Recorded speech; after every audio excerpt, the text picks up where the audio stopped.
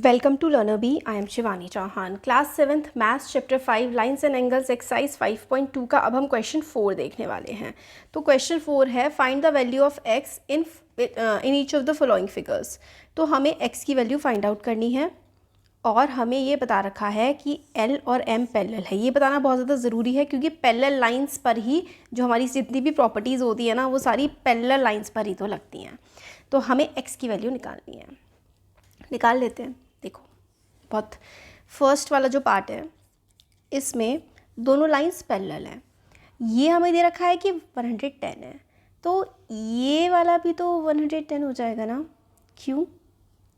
क्योंकि ये corresponding angles हैं, है ना। तो हम इसको मान लेते हैं y, इधर वाले को हम y मान लेते हैं। तो y इज इक्वल्स टू 110 होगा। क्यों? क्योंकि ये हैं कॉरस्पॉन्डिंग एंगल्स, करस्पॉन्डिंग एंगल्स हैं, ठीक है। हम ये वाला y क्यों माना? क्योंकि मेरे को यहाँ की वैल्यू निकालनी थी, क्योंकि फिर इसके बाद मेरे को लीनियर पेयर बना करके x की वैल्यू निकालनी है। तो y क्योंकि 110 है और y plus x is equals to 180 है। क्यों? क्योंकि ये लीनियर पेयर है, ये है लीनियर पेयर। हमने ना बना रखी है इंट्रोडक्शन वाली वीडियो, उसमें सब कुछ कवर है। तो y की वैल्यू 110 आ गई है, x निकालना है इज इक्वल्स टू 180। तो x की वैल्यू क्या आएगी?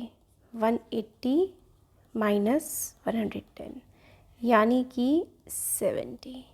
तो x की वैल्यू क्या आ गई? x की वैल्यू हमारे पास आ गई है 70 डिग्री। सिंपल, x की वैल्यू निकालनी थी। इसको हमने y क्यों माना? हमने देखा ना कि हमें x की वैल्यू कैसे निकाल सकते हैं। और भी तरीके हैं इसको सॉल्व करने के, कई सारे तरीके हैं। इनफैक्ट मैं इसको लीनियर पेयर के थ्रू निकाल सकती थी कि भाई ये आ जाता मेरे पास 70 और ये करस्पॉन्डिंग एंगल बन जाता। तो या फिर मैं, और बहुत सारे तरीके हैं बेसिकली जो मैंने आपको फ़िलहाल बताया हुआ है कि भाई ये वाला आप लीनियर पेयर बना करके निकालो, यहाँ पे y लिखो और ये वाले दोनों करस्पॉन्डिंग एंगल और ये वाले दोनों लीनियर पेयर और आंसर आ जाएगा। नेक्स्ट देखते हैं। इसमें तो देखो x की वैल्यू बहुत इजीली दिख रही है क्योंकि करस्पॉन्डिंग एंगल्स हैं ये दोनों। x is equals to 110, simple सा है। सेकंड पार्ट में x is equals to 110, corresponding angles ये बन रहे हैं, ठीक है।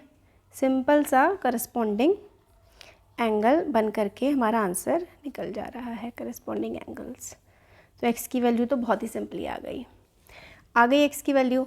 अब आपको क्या निकालनी है? सेम यही तरीका है। देखो ये वहाँ यहाँ पे 10 है और ये x था और यहाँ पे इन्होंने 70 दे रखा। अच्छा ओके, सिर्फ x की वैल्यू निकालनी थी, हमारा काम चल गया। तो इसमें 70 क्यों दिया था भाई? इनको भ्रमित करना था हमें। क्या करते, अगर हम 70 से निकालने होता हमें वैल्यू, तो हम लोगों को इस तरीके से, जैसे हमारा ये था, ठीक है। तो 70 से तो वैसे कोई तुक बनता नहीं है कुछ भी निकालने का, क्योंकि सिंपली हम लोगों का करस्पॉन्डिंग एंगल हमें दिख रहा है। तो 70 की जाने की ज़रूरत नहीं, 70 आपको ऐसे ही परेशान करने के लिए था। तो x की वैल्यू 110 है, करस्पॉन्डिंग एंगल। क्वेश्चन अब हम 5 देखते हैं। In the given figure the arms of two angles are parallel. मतलब ये और ये दोनों पैरेलल हैं। तो हमें बताना है अगर ABC 70 है, ABC, तो हमें क्या गिवन है? हमें गिवन है ABC की वैल्यू 70 है।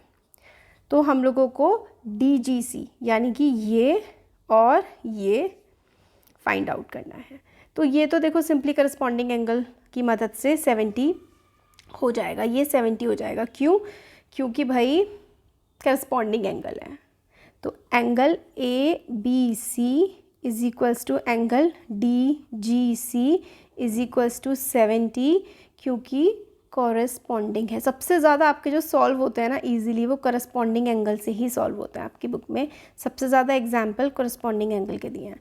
देखो पैरेलल लाइन है, एक अंदर वाला और एक बाहर वाला। ई और ये वाला भी करस्पॉन्डिंग है। क्यों? क्योंकि ये दोनों पैरेलल हैं। तो angle DGC is equals to angle DEF is equals to 70। क्यों? क्योंकि ये दोनों भी करस्पॉन्डिंग एंगल्स ही हैं। ये दोनों क्या हैं? कॉरेस्पॉन्डिंग एंगल्स हैं, कॉरेस्पॉन्डिंग, ये भी आपस में कॉरेस्पॉन्डिंग एंगल्स ही हैं। ये वाला और ये वाला आपस में इक्वल है, क्योंकि देखो एक पैरेलल लाइन के ऊपर साइड आ रहा है और ये इन दोनों के बीच में आ रहा है। तो ये हम लोगों ने क्वेश्चन नंबर 5 देखा। अब देखते हैं क्वेश्चन 6। देखो क्वेश्चन 6 जो है इसमें हमें बोला गया है in the given below figure decide whether l is parallel to m. मतलब ये और ये हमें पैरेलल प्रूफ करना है, तो हमें बताना है कि भाई पैरेलल है या नहीं, यानी कि हम लोगों को ये देखना पड़ेगा अलग अलग प्रॉपर्टीज़ लगा करके। तो इसमें हमें 2 एंगल्स गिवन है और दोनों इंटीरियर एंगल्स हैं। तो इंटीरियर, अगर पैरेलल लाइंस के बीच में 2 इंटीरियर एंगल्स होते हैं ना, तो उनका जो सम होता है ना वो 180 डिग्री होता है। तो इन दोनों को ऐड कर लेते हैं, क्योंकि सम ऑफ, प्रॉपर्टी है sum of interior angles on same side of transversal. तो ट्रांसवर्सल ये होती है, इसके सेम साइड पर जो भी एंगल्स होते हैं ना उनका सम क्या होता है 180 degree. On same side of transversal is 180 degree. देखते हैं इसका 180 डिग्री आ रहा है कि नहीं आ रहा। तो 126 + 44 नहीं आ रहा, ये आ रहा है 170। तो 170 नॉट इक्वल है 180 के, इसलिए ये पैरेलल नहीं है। तो इसलिए ये फर्स्ट वाला मैं आपको करवा रही हूँ, L is not parallel to M। L जो है वो L के पैरेलल नहीं है, L और M आपस में पैरेलल नहीं है, भले देखने में लग रही हैं। L and M are not parallel. क्यों? देखो इसका रीज़न ये है कि ये जो इंटीरियर एंगल्स है ना इनका सम 180 नहीं है। Sum of interior angles on the same side of transversal is 180। अगर होता तो L और M पैरेलल होते, बट ऐसा नहीं है, 180 इनका सम नहीं है, इसलिए L और M पैरेलल नहीं है। 180 होता तो पैरेलल होते, 180 नहीं है तो पैरेलल नहीं है। चलो ये तो पैरेलल दिख ही नहीं रही है तो सिंपल ही हो गया, बट चलो कोई बात नहीं करते हैं। ये सेकंड पार्ट में x जो है वो 75 होगा। कैसे? अगर पैरेलल है तो फिर 180, मतलब ये इसलिए होगा क्योंकि ये वर्टिकली ऑपोजिट एंगल होंगे। अगर पैरेलल है तो वर्टिकली ऑपोजिट एंगल, ठीक है। तो अगर ये वाला 75 है, हाँ, तो sum of interior angles on the same side of transversal, फिर से वही वाली प्रॉपर्टी, ये ट्रांसवर्सल है ना, ये वाली ट्रांसवर्सल आ रही है और इस वाले का, ये दोनों इंटीरियर एंगल है, तो इन दोनों का सम क्या होना चाहिए 180 होना चाहिए, और ये 75 है वर्टिकली अपोजिट एंगल के थ्रू। 75 + 75 क्या होता है? 75 + 75 तो 150 होता है ना, और 150 180 तो नहीं होता, इसलिए therefore L is not parallel to M। तो L जो है वो M के पैरेलल नहीं है। ये बात आप लोगों को ध्यान में रखनी है। आई बात समझ में? अगर पैरेलल होती तो ये दोनों इक्वल होते, तो ये वाले और ये वाले जो है इन दोनों का सम क्या होना चाहिए था 180 होना चाहिए था, because of sum of interior angles on the same side of transversal is 180 if lines are parallel, but नहीं है, इसलिए ये पैरेलल नहीं है। नेक्स्ट देखते हैं, क्वेश्चन 3 है। अब हमें बताना है कि ये फिर से पैरेलल है या नहीं है। फिर से वही सेम प्रॉपर्टी लगाएंगे, y = 57 होगा। क्यों? वर्टिकली ऑपोजिट एंगल्स हमें देखने के लिए मिल रहे हैं, ये वर्टिकली ऑपोजिट एंगल्स।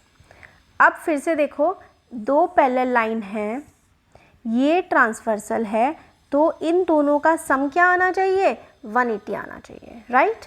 करके देखते हैं कि y की वैल्यू 57 आई है हमारी, तो 57 + 123, क्या ये नहीं, ये तो 170 कुछ आ रहा है, 170 आ रहा है, और 170 180 तो नहीं होता है ना, इसलिए एज आप लिखेंगे as sum of interior angles on the same side of transversal is not 180 degree। फिर लिखेंगे hence L is not parallel to M। क्योंकि भाई इनका सम, इन दोनों का सम 180 नहीं है, इसलिए पैरेलल नहीं है। तो ये हमारा हो गया थर्ड पार्ट, राइट। चलो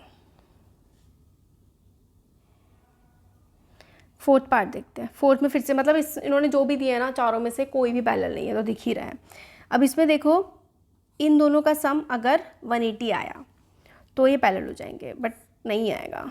7 जो है वो Z जो है वो 72 डिग्री होगा। क्यों? क्योंकि ये वर्टिकली ऑपोजिट एंगल्स हैं, वर्टिकली ऑपोजिट है।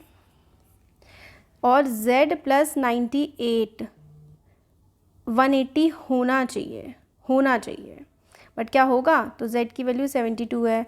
72 और 98 जब हम ऐड करेंगे तो हमारे पास 170 आएगा। क्या ये है 180? नहीं है ये 180। तो इसलिए फिर से हम वही लिखेंगे, sum of interior angles, same है, चारों में सेम ही रीज़न देना है।